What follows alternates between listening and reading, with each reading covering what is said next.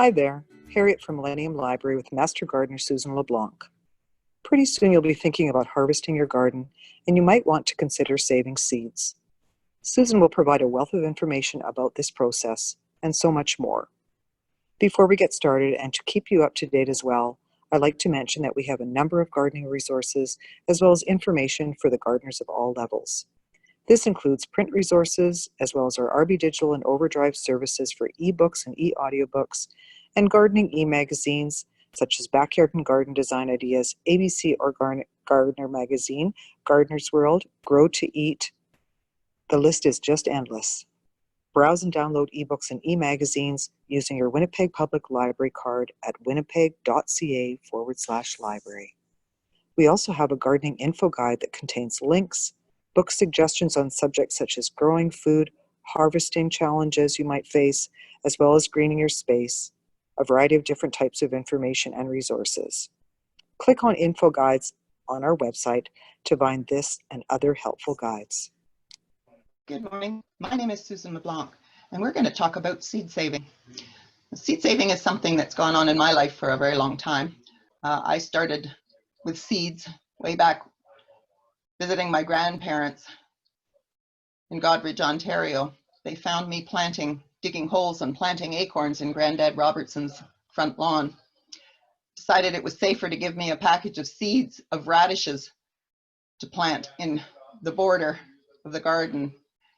Far safer than having his lawn disturbed with acorns hatching all over the place.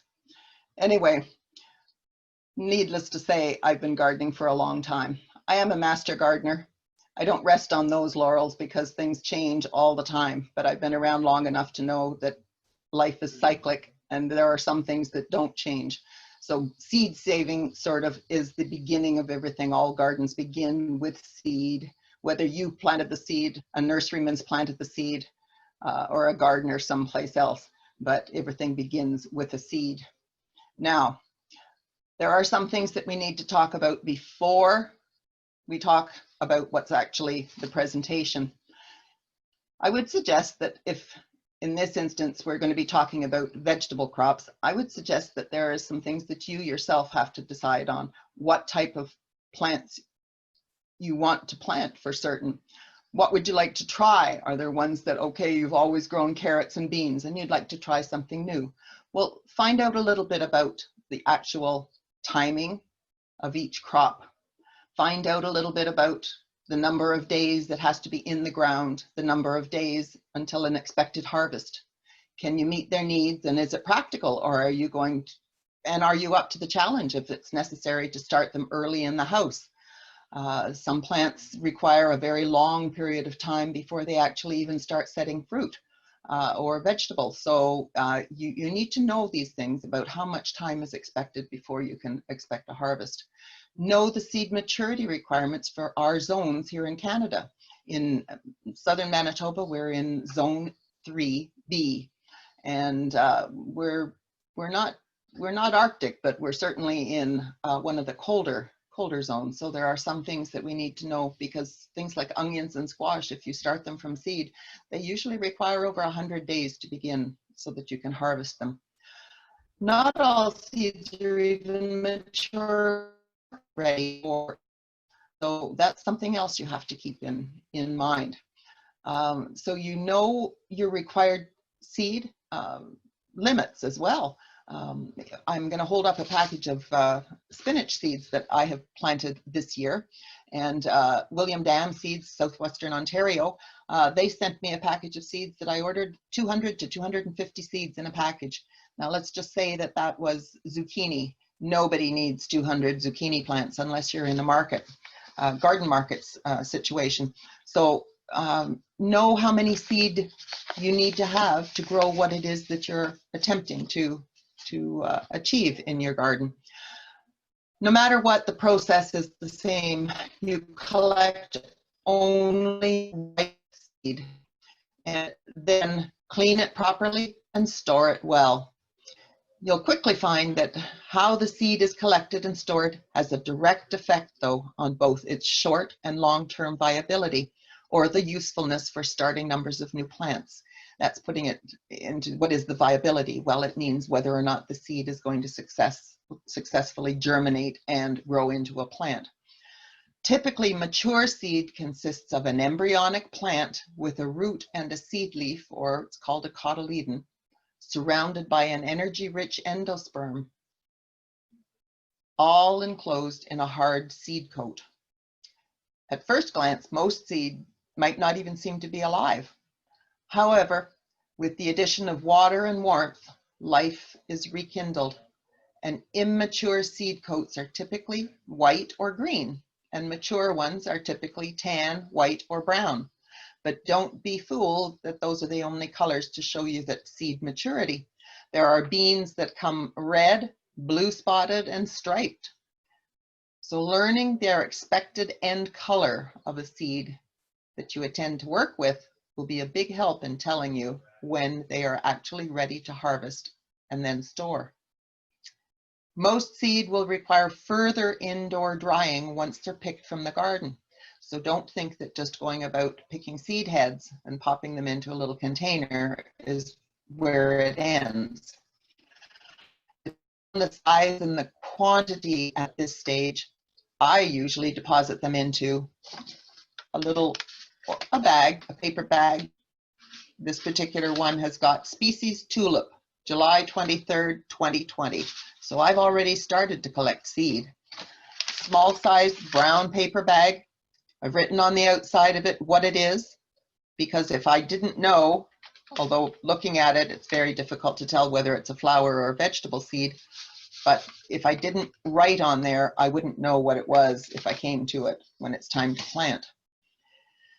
And what you need to do is then mark the date, the variety, and color. So there are some things you actually have to have collected on hand and have ready when you start your venture out in the garden to collect seed.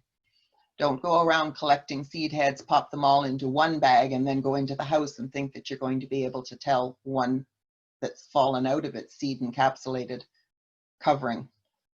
You need to have separate bags, separate containers, markers, everything at the ready when you start harvesting. So there is work to be done in the beginning when you're starting to save seed before you even approach the garden. So think some of those things through. Let's go to the screen and start with this presentation.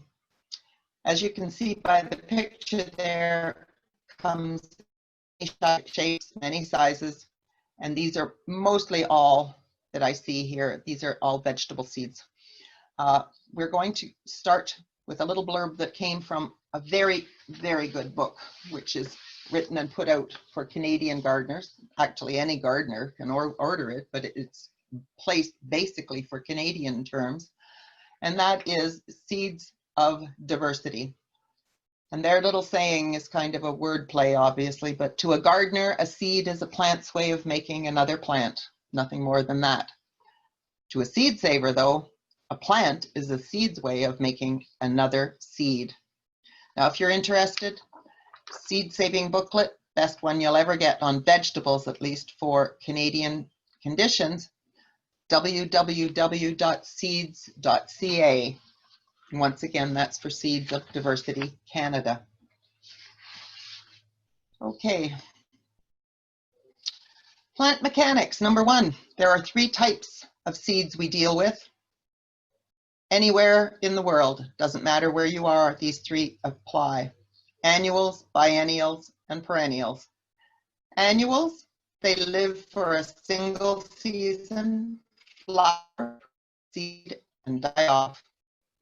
Biennials, they live for 2 seasons.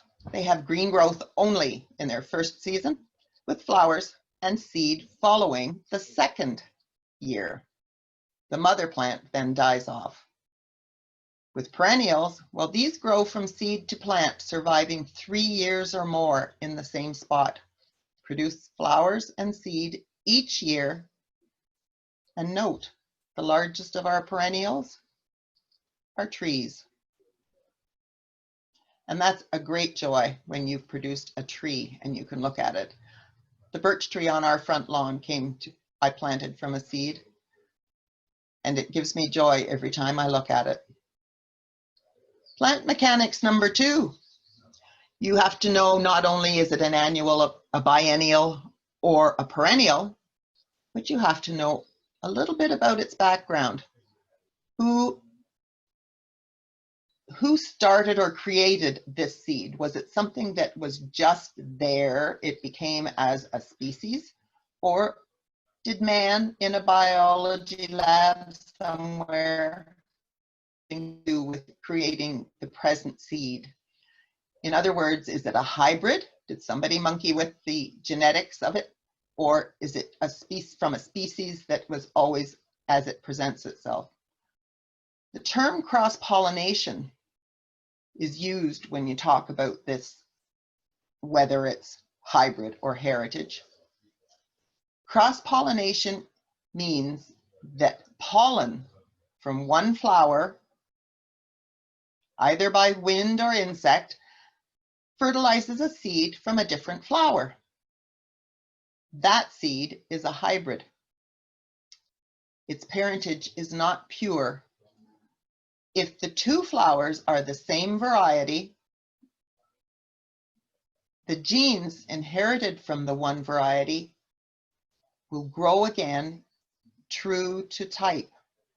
Now that might sound a little confusing, but basically it just means that if the two flowers, the pollen comes from one flower, goes to the immediate flower beside it that is the same, and puts the pollen, the bee or the wind, or the beetle and a wind, grasshopper and a wind, if they put that onto the stigma of the flower beside it, which is exactly identical, then that is referred to as a heritage or an heirloom or a species variety.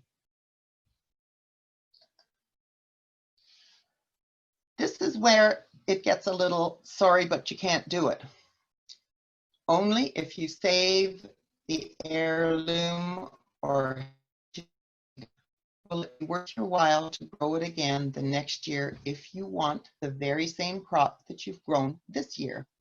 And that is because of the diversified background in ones that have become, that are on the market because they've been genetically changed in a lab by, or even out in a garden, referring to the garden as a lab, where somehow or other the pollen from one type of flower fertilized another. And most of this, as I say, is done in a lab because it has to be injected into the growing portion of another flower. It doesn't happen naturally in life. So the only seed that you really can save if you want to have the same growing crop from one year to the next is the heirloom or heritage seed. And because of that, you have to eliminate the possibility of cross-pollination. You don't want pollination by you, done by you, and the bees, or the butterflies, or the bugs at the same time. Or which pollen is going to make its way down into the ovary of the receptive flower that's receiving that pollen. You're not sure if it's the one that the bee put on from another flower or if it's the one that you've taken from its neighbor, which was the same flower. And I say flower, not meaning a floral plant, but flower because vegetables also have flowers. Taking that pollen and putting it onto the growing portion of that plant. To save heritage or heirloom seed, then, you take control of the pollination that occurs on your chosen seed plants. It's not going to happen naturally. So you are taking possession of the job that the bees and the butterflies do. This is just a little bit of breakdown as to the type of flowers, how many types of flowers are there to be pollinated, and how many types of pollen are there that you would be dealing with? Well, self-pollination occurs on some vegetable plants, and you'll see that I'll be talking mostly about vegetable because most seeds that you're going to be saving from year to year is your tongue has been teased by the warmth and the deliciousness of a certain tomato, and that's what you want to save. Or you love the crispness or the coloring of a certain lettuce, or there's a parsnip that you just crave to have with your Thanksgiving dinner, and that's the one you want to grow. That is specific to a certain type of plant that it's going to self-pollinate. And you're only going to know that by looking it up or by checking online, YouTube, or checking with the background of whatever the plant is that you've decided on, whether or not it's self-pollinated. The next type, its pollination occurs by insect because it has what they refer to as a complete flower, which means that has got inside it it's got the male and female parts, and that does not require other flowers around because it has a complete flower set in there of both male and female parts. And it is pollinated by an insect. It requires a little creature to crawl across it, collect pollen bits on one part of the flower, and then crawl over to the female portion of that flower and accidentally, in the way of looking for food or nectar, brush off some of that pollen. So that's how that occurs. The third type is also done by a little insect crawling across it. However, it has an incomplete flower. So that little insect has to then say, gee, I'm going to move over to that other flower on this squash plant because it looks pretty good. And they take from the female of one to another, they go over to a male, get a little bit of pollen, and then think, no, this one isn't any good. I'm going to go back to the one I was on first. Go back to the female, but it's picked up pollen. And that means that it's an incomplete flower because it had to go to another plant which had only male flowers. And if you've ever seen a squash plant, a pumpkin plant, a zucchini plant growing, a bean plant, at the end of the blossom, once it has been pollinated, you'll actually see a little version of the fruit or vegetable that is going to be formed. So that there are such things as male and female flowers. The male flowers have usually got a long stalk with the flower on the top of it, and it could, to all intents and purposes, just be a flower. However, the female flower of that type, if it's an incomplete one, has the same as the complete, has got the little version of the fruit or vegetable that you're wanting. It's right at the end of the flower, so that you have the blossom, a little version of the fruit, and then the stalk joining it to the base of the plant. The other type of pollination that occurs is wind pollination. Now, that means that plants have to have been planted in a certain way to achieve pollination. You won't find a long line of corn. You won't find a long line of tulips, usually. Anything that requires this wind pollination. Let's just say that it's the strong west wind coming through and it just blows the pollen in a straight line backwards. It might get one or two of them, but it's not going to get a long line. It's not going to be able to blow the pollen onto just because it's in the air. It won't reach. If it's not in the stream of the air, that pollen is going to make very selective germination occur. That's why sometimes you'll see corn that is missing rows of developed kernels because it did not receive enough pollen blown by the wind in its direction. So the pollen, we now know that's how pollination occurs in those 4 ways, but the types of pollen are only 2 of them. There's the wind-blown pollen or the insect-carried pollen. So your insect-carried pollen is usually a lot heavier. That's why the wind doesn't blow it. It needs to be picked up and actually taken to the flower part. With the wind blown, it's carried in by the wind, and if it happens to be a female receptor part that's exposed to it, then it is it is pollinated and germination will take place. You need to now know, before we move on, reasons to collect the seed. Make sure you're straight in your mind about that. Growing your own veg is going to give you great access to larger numbers of varieties. Have you ever gone into a store, sometimes some of these smaller stores? I think there's a vegetable place on Pembina Avenue here in Winnipeg, Pembina, that's called Vic's, something Vic's, Vegetables Vic's, something or other. And you can go in there in the middle of the winter and he has mushrooms that we don't have. He has squash we don't have. He has lettuces that we don't carry normally if we've gone to the superstore or Sobeys, that sort of thing. So you can regrow your favorites from now on if you've had the seed saved from something you really like. The other reason to collect your own seed is because you have control over the chemicals or the fertilizers that are used on the foods that you're going to use. And if you also have the option of not using any of them at all, just relying on Mother Nature and your own management of the land. Well-grown plants from a single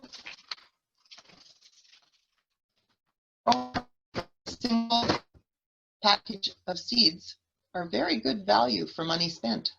Once again, as I said, you may be getting 200 seeds of something that you only require 1 or 2 plants of. So that's going to help you research and look for, or possibly even drive you to save your own seeds so you're not inundated with packages of leftover seed. You only need so many zucchini plants. You only need so many types of tomato plants. And because you choose to grow and save non-hybrid, remember we're not choosing to save seed from something that's been genetically modified. The additional mixtures of pollens and nectar proteins that are going to be in those plants are an added benefit to the immune systems of all of our pollinators. And they're in big time trouble right now. So you're doing a good thing for the pollinators. And also you help control our food system, because your food choice helps resist the commercial trend to monocultures. There are usually only one type of canola grown now, so that your canola oil is always only from one type of canola. Your type of corn is usually from one that's going to be picked, stay sweet, and travel well. The same with tomatoes. They take gassing, they take transport, they arrive, they're nice and firm. That's because they're hard, but they haven't achieved ripeness in the field to the point where the farmer can't get it from point A to point B without it being damaged. So you're taking control of having something that is, once it's picked in from your garden, the fruit or vegetable is absolutely at its best, and it's the way you would like it to be. So those are some of the reasons that you have chosen to go through the process of seed saving. And some of the reasons that we're finding after we learn about pollination, you're finding out some of the reasons why you would want to do this. We now know that we're dealing with heirloom seeds, heritage seed. You are going to be the bee. Consider yourself the bee, the bee's knees. You're going to be the bee's knees in the garden. You have to use distance or barriers to make it so that you are the only person putting pollen onto the blossom of the type of flower that you want to save the seed from. Let's talk about distance as an isolation, meaning that you're going to use one plant far away from another plant that they could draw pollen from, the bees or you. So to use distance rather than a physical barrier to avoid cross-pollination, the example of beets, they are, by the way, wind pollinated. They require a distance of, believe it or not, 3 to 8 kilometers between varieties. So if your next door neighbor is growing a certain variety of beets that you don't happen to and they love, but you want to save seed from your bees, you're going to say, keep your bees to yourself over there. I don't want any of that pollen. Well, how are you going to do it if it's your next door neighbor? So you should even be aware of what's growing in gardens around you. These are some samples of distances. If you choose isolation distancing as the type of control that you're going to have on the seed you want to save. Anywhere, bush beans require 50 meters. So you might even be having two varieties of bush beans yourself in your garden. You might have wax beans or the yellow ones, and you might have green beans. How are you going to do that? Well, that is up to then, in this instance, rather than just distance, because unless you own acres of land, you're going to have to use physical barriers. There are still some ways that you can isolate, though, in a backyard. Let's just say we put it down to tomatoes. Now, because tomatoes are self-pollinators, usually an insect will have pollinated that particular plant all by itself, even if it's sitting next to another one with pollen from itself. So you don't need to worry, but they only require 5 meters. In an expanded world in your backyard, if they were less than 5 meters, there is the possibility that foreign pollen could arrive. But look at that, where leeks 1 to 6 kilometers. Spinach 8 to 16 kilometers. Who knew? Anyway, those are all just suggestions, and there is a way around them. Physical barriers. Now, this is a tomato plant, picture of a tomato plant with a little bag over it. They're called mesh blossom bags. I have a little baggie that looks exactly the same, and it was bought at the Dollarama store because they are the favor bags from party suppliers. What you want to do is have something that sunlight goes through, something that you can tighten and keep once you've done with your little brush and you've got your little end, or you've done it either with a brush or you've done it with taking a flower from another part of that plant and rubbing it on, or you've rubbed the male flower onto the female flower, whichever way of the pollen your type of plant requires. You have then got to encapsulate it so a bug doesn't come along and try to fertilize the very same plant that you've just done. So in this instance, the little baggie goes over it, springs on it, and it stays on there. You've marked inside the little baggie, you put a tag that you crossed it with whatever tomato you wanted to cross it with. And also on the little branch, you've also, because bags sometimes slip off, birds pull at them. I've got squirrels that would love to have little bits. They're very inquiring, and they want to see what's that little string pulling. You never know, it could pull off. So that is what, in this instance, is referred to as a blossom bag. For flowers of plants that are flowers of bulbs, you can use things like a single sheet of alcan foil. Take a piece, roll it around the end of a pencil, squeeze the cap, put the open end over the stigma or the female part of the blossom that you want to pollinate, and then push it on, squeeze the end around it, put your tag marker on there where you brought the pollen from to that, and leave it on there.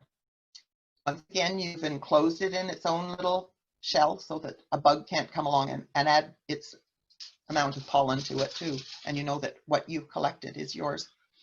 Now, that having been said, there are fields and fields. And if you can imagine how they do it in a breeding program with corn, this shows you blossom bags that have been placed in a breeding program on ears of corn. So what you would be doing it seems like a lot of work, but if you think about it, it's far less work that's involved in bringing us new varieties of corn or that sort of thing. Someone has to go through and genetically do all that, keeping the pollen from one plant away from another. So it can get a lot harder.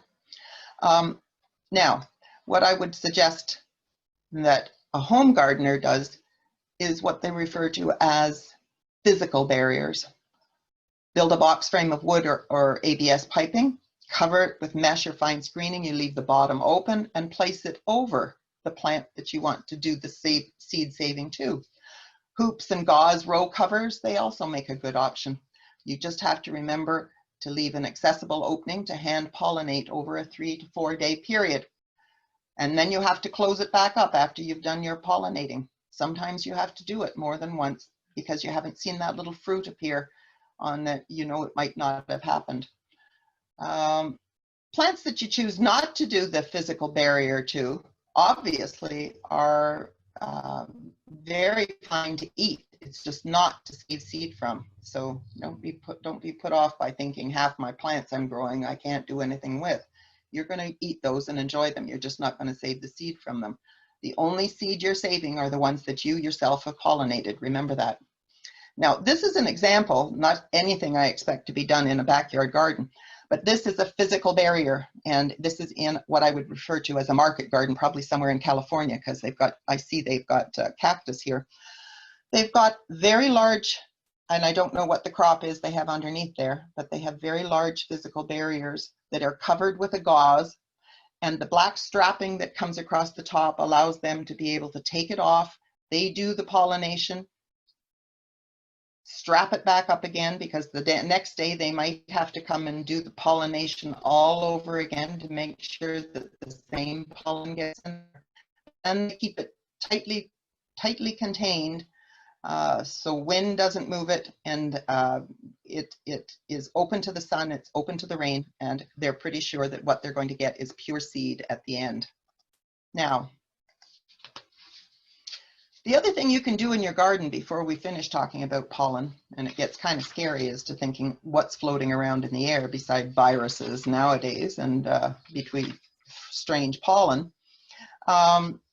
You can also diffuse the pollen that's available for the insects that are in your yard. If you think, oh gee, they're all heading to that one plant, or if you ever heard and had a plant where you suddenly walk by it and you hear it's just buzzing with bees, well, you've got to be there pretty early in the morning to save any kind of seed from being produced there that you've done. But there are ways, and insects seem to prefer garden flowers to garden and herb flowers to those of flowering vegetables. So that's why this business of companion planting works so well too, because the blossoms have usually got the color that they require, the yellows or the pinks or the reds or the blues in some instances. It attracts these insects to go, and that will reduce the number of insects that you're competing with to try to make sure that you're saving the right seed. Plant some pollen-rich flowers, because that's what these insects are after. They're not after the pollination. What they're after is the pollen and the nectar. So if you plant this type of thing, that's going to draw more of the numbers away from the plants that you are trying to save the seed for. So sunflowers, cosmos, zinnia, statice, and mignonette. If you look and see, I didn't even know what mignonette looked like, but I went to that William Dam catalog, the one that I mentioned about the spinach earlier, and yes, sure enough, they deal on mignonette because it is known as a high pollinator plant. So it draws them because they've got the rich pollen and the nectar. So that'll reduce the numbers that you're fighting off in the garden. Another thing you have to learn when you're doing this pollinating is to rogue plants. You sometimes see, if you've ever watched on TV, or if you've been lucky enough to been to Holland or that area where they grow tulips, you'll see them walking through fields and fields and fields of a particular flower or a particular tulip, or you'll see them in test gardens where they're walking through fields of lettuce, or they walk through tomato fields.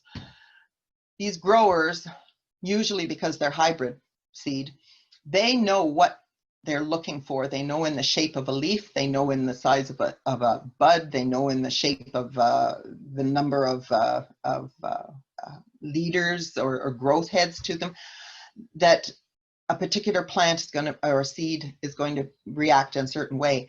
And to keep their seed purity, they'll go along and you suddenly see them lean down and absolutely rip out a plant. They don't want that in their test field because they know that that is not the nature of the plant they want. And if you learn what the undesirable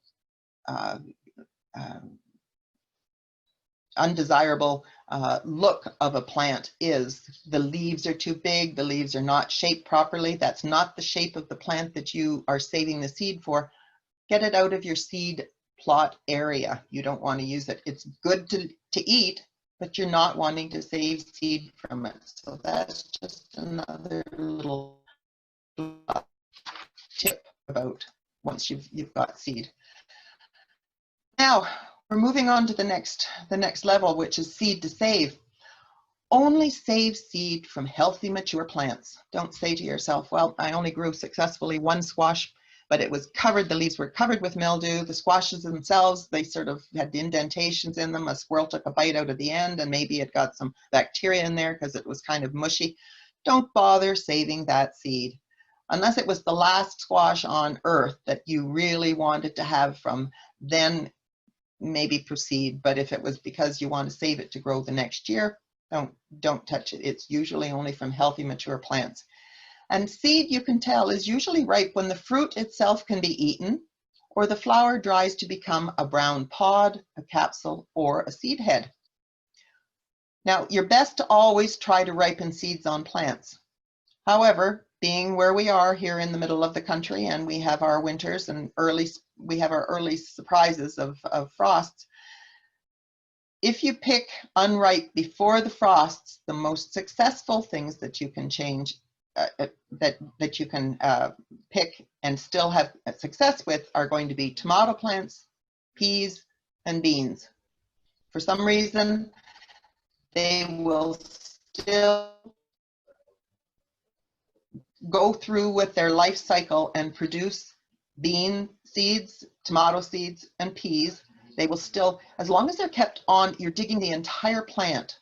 You are letting them finish their life cycle, hanging upside down somewhere in a basement, in a sunroom, somewhere where they're away from the elements of possibility of frost. And once you've dug them, obviously they can't be replanted if the frost is only a one-night thing, but they're out of the ground and you've taken on now the task of having to have them follow through on their life cycle.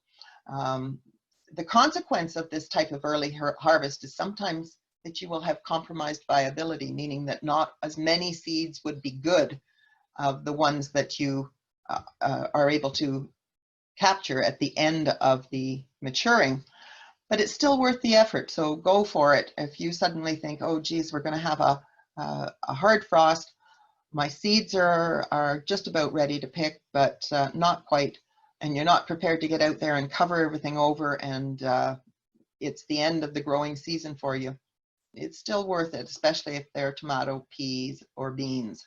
They will probably still ripen.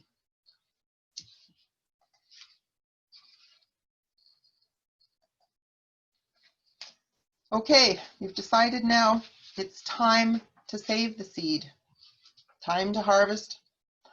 You need different sized containers, different sized seeds. Everything you do in container wise is going to need a well-fitting lid when you're fitted at the end.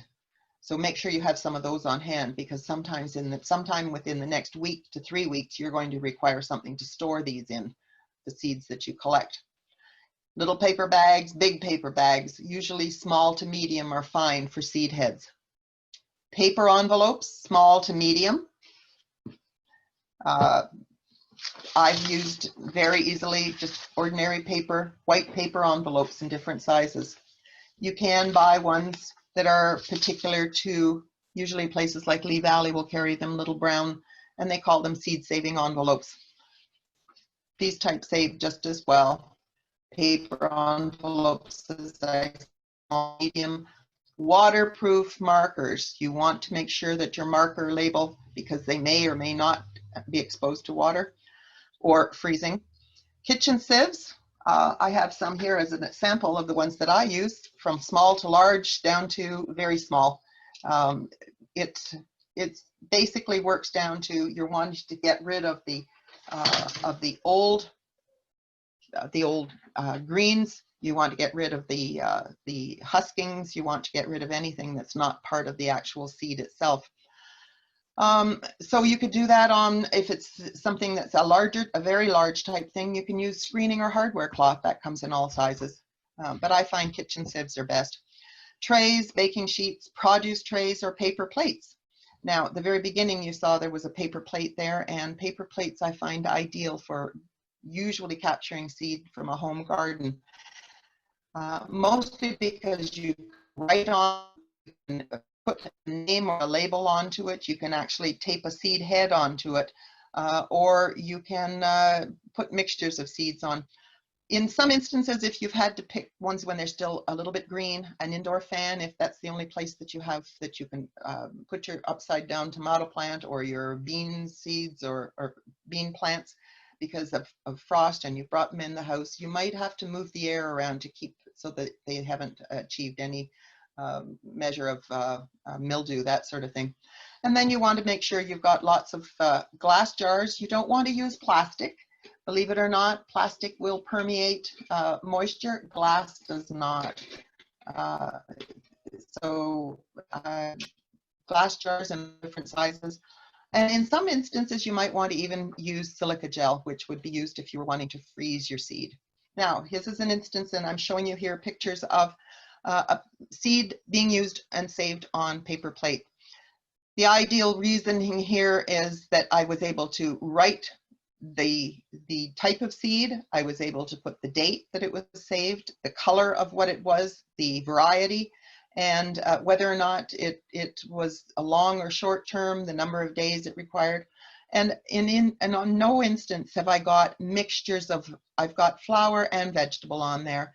I would never put on here 3 different varieties of tomato seed. It's too easy for things to get jiggled around. You never know, something might happen. But if you've got limited space and you want to do it, you can definitely put flower seed mixed on the same with in this instance, I've got seed and floral. Now, type 1, and I'm calling that the naturally dried seed head. This is the type where you walk around at the beginning, I said that, and you shake it and you can hear the seeds have actually been achieved inside the seed coat. These you would lay onto lattice screens, trays, plates, or into even little open bags. When you put them into a little bag, leave them for up to a week or so and let them do their final drying. You're not going to store them in this, but this is how you're drying them. When they've been in paper bags, that's the time that I think that we get these wonderful little things called seed capsules from pill tops. The little capsule I can put in there, it shows the actual seed head that it came from, and the seeds themselves are drying. And I don't, in this instance, I've put on the outside, I haven't got the seed head in there because I've culled it out, but I've just got the seed, and I have written on the outside of it that I have Virginia bluebells mertensia in there, is the Latin name, the year 2020, and the date June 23rd. Already looked at in my books, mertensia wants to have a cold period, so this is actually not going to be saved over the winter, but until the fall. So I had to pick it quickly as soon as the seed was ready. You ask why did I pick it if it has to have a cold time? Because they drop their seed themselves, and then the plant disappears until it reappears next spring. So I wouldn't have been able to collect the seed heads if I hadn't been out there and collected them myself. They would have done the dispersal in early June. So you'll find out after dealing with plants a while, some of the little tricks they have up there, their own for that. Now, with these ones that are naturally dried, you label everything immediately once they're on the plate, and then turn or shake the seed often, removing any deformed or moldy ones, and drying usually is achieved in 1 to 2 weeks. You record it again, either on a slip of paper that you're going to put into a seed capsule, or on the outside, on the, a pill capsule that you're either going to put on the outside or put in with the seed. And then you put it into an airtight glass storage jar or pill one if it's for short term. Keep cool, dark, and dry. The next type of seed that's collected are wet seeds with no pulp. Now, this would be usually fleshy fruit like eggplants and squash, and peppers will also fit in there. Into this, you cut to expose the seed cavity, and if it's easy, like on a pepper, you can use your thumbs and just push the seeds off onto an ordinary piece of paper toweling. Because there's not usually very much moisture, but you do have to, and then collect them and put them into an open pill bottle or a little brown paper bag once again, if they are the pepper seeds. But if it's something like the squash or an eggplant, you place a bowl under a warm stream of water and push out the seeds with your thumbs, but at the sink, because your live seed, you will find that as you do this into the bowl, you'll find that the live seed will sink because it's heavier. It has that little endosperm inside it. And the lighter ones are the ones that were not pollinated. They never achieved germination. They spread onto a flat surface to dry, stirred daily to expose all sides to the air. And they usually dry once again in 1 to 2 weeks. And once again, put them into an airtight glass, label, and store in dry, cool, and dark. That becomes an underlying area there, the dry, cool, and the dark. Dry, cool, and dark. Remember at the very beginning, we talked about that they require moisture and light, and that is the thing that moisture, warmth, and light, those are the things that you want to now take away from them. You want to keep them in the dark, you want to keep them away from moisture, and you want to keep them in a cool environment, not frozen right away, because you would have to do a little bit different. This is what we're on to now with freezing. You freeze seed for long-term storage. Drying and for short-term, as I said with lettuce, it's only 1 year. You can't really have good viability of lettuce seed for more than a year. So in most instances, you know that you're going to replace it, but use what you can over a period of 1 year. With freezing seed, tomato, beans, that type of thing, up to 10 years, this is where the silica gel comes in. You need 3 containers, 2 containers the same and 1 larger, and leave them no longer than 3 days. What you do is remove the jar containing the seed, replace an airtight cap, record the variety and date on a jar, and place it in a freezer when it's finished. So that may or may not be clear. What you need to do with that is place an open container of seeds and an open container of silica gel inside of a 3rd container with your sealed lid or plastic bag. Maximum drying time of 3 days only. So you're taking seed that you had already thought was dry, and you've suddenly decided, I'm going to keep this. It was such a delicious plant. I'm going to keep it for maybe 5 to 10 years. So I'm not just going to dry it. I'm going to freeze it. We're talking about seed you've already thought was dried. You are now taking it for an additional 3 days, putting it into a jar with the top off, into a container, along with an open jar of silica gel inside, and that's going to stay inside a larger container for a period of an additional 3 days.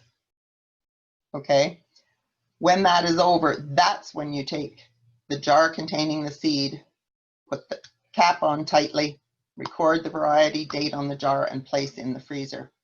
So that is the process for freezing seed. It doesn't very often happen, and with things like tomato seeds, you can sometimes even just dry storage them for periods of from 5 to 6, 7 years. But the thing to do, and if you've saved them that long, is always to check periodically for the viability of your seed. And once again, the best way to do that is with a couple of sheets of very ordinary Bounty or one of these sheet things. Place a number of seeds into it from the ones that you've stored, wet it, put that inside an open baggie or a Ziploc type thing, and then put it somewhere in the light with some warmth and leave it there for 2 or 3 days. And then take it out and look at it and see how many of your seeds have actually germinated because of the warmth that's been put on there. And if that's the case, that let's say you put 10 seeds down and 8 came, well, 80% is a very good amount of germination. If less than 50%, then take the chance and use that seed one more time. But don't keep trying to save it for a longer period of time, because 50% and less is usually not good germination for that following year. So that's the important thing to do, to remember when you're saving seed, is to check the viability before you put all your faith into growing seeds that you've been keeping, and somehow or other they died in storage. So you want to check germination viability.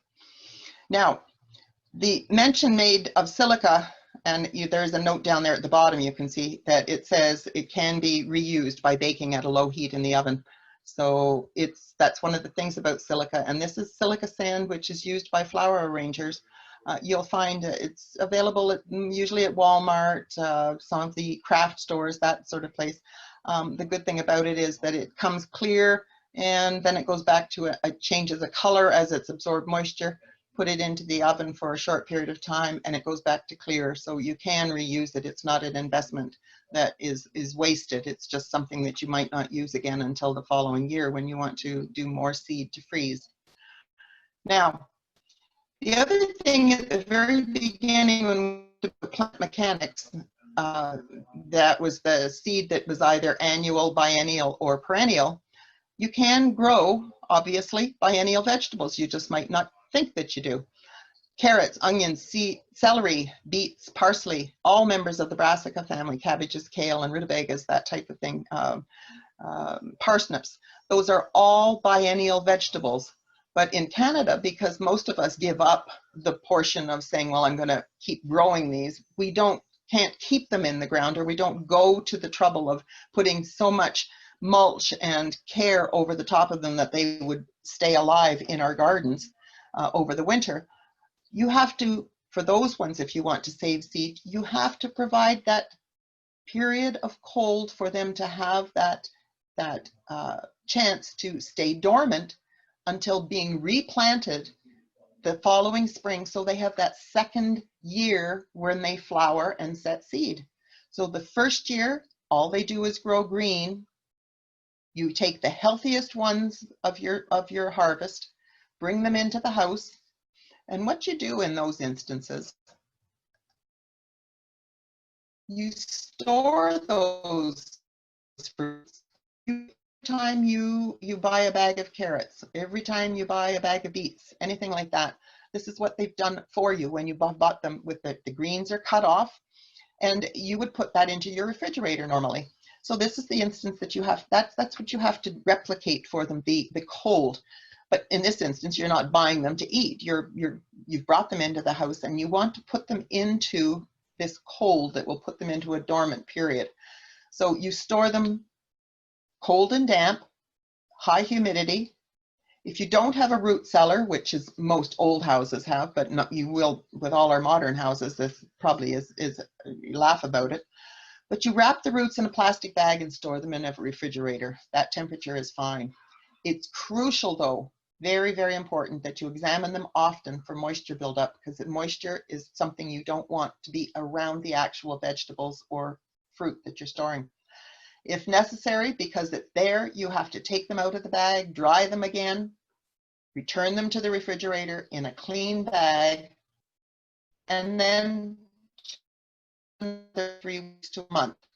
In the spring, and this is in their second year of life, in the spring, you plant the best survivors, and that's what they're going to be. They will survive because you've sometimes bought a bag of carrots and you see at the end it goes black or they've got mush or something's happened to them.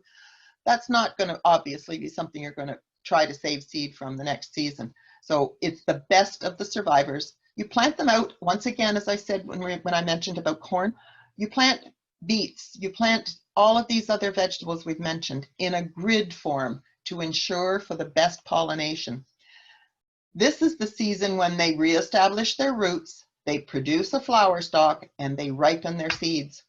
You collect their dried seed heads and spread those out to dry, usually for a week to 2 weeks, and then you're going to go through that whole process that you decided upon. You're going to do short storage, which is going to mean airtight jars, or you're going to have pill bottles, or you're going to have envelopes that you've written on the outside what they are, or you're going to go the extra process of drying them that extra portion of time in the silica, with the silica gel in a jar, inside another jar that your seeds will be inside another container, like a Rubbermaid type thing.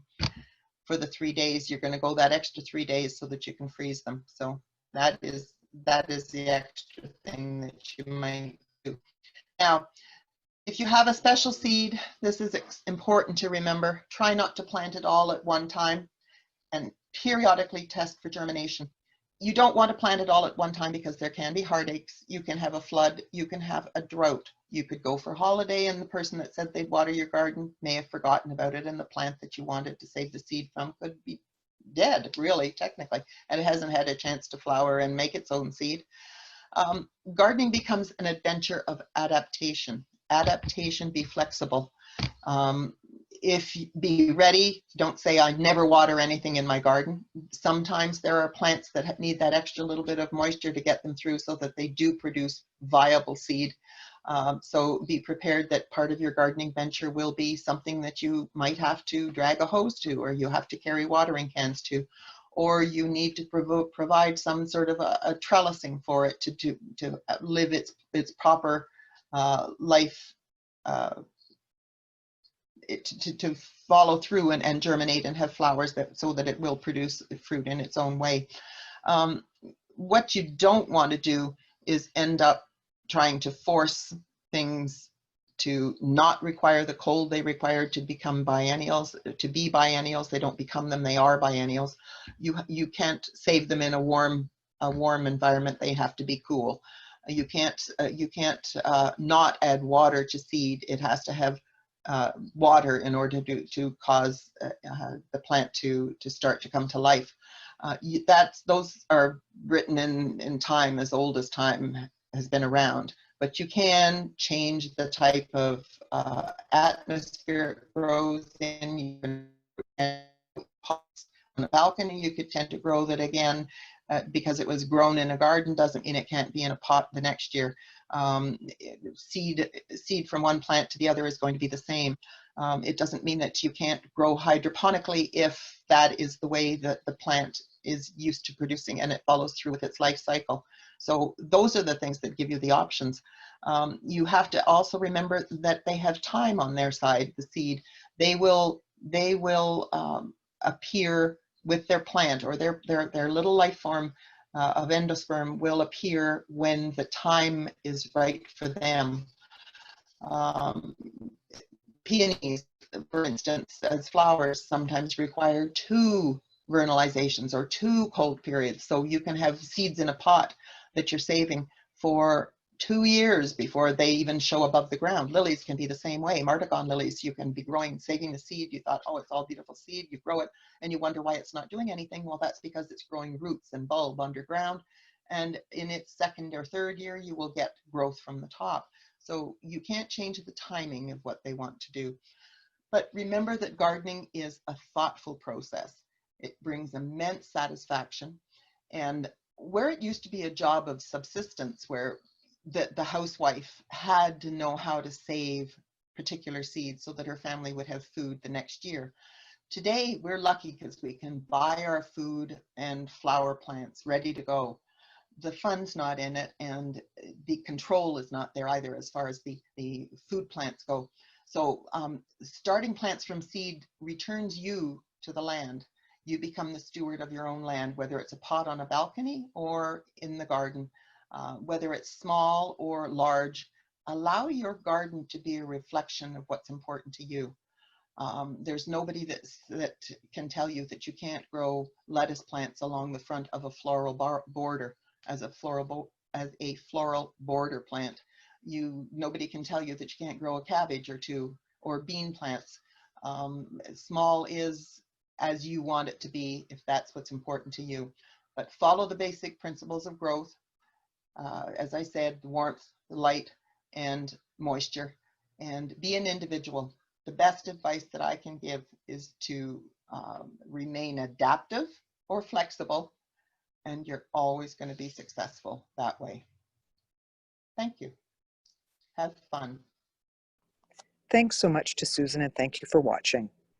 Make sure to check out the various titles we have available on seed saving, such as The Seed Garden, The Art and Practice of Seed Saving, The Manual of Seed Saving, Harvesting, Storing, and Sowing Techniques for Vegetables, Herbs, and Fruits, Saving Seeds, A Home Gardener's Guide to Preserving Plant Biodiversity, and the list goes on.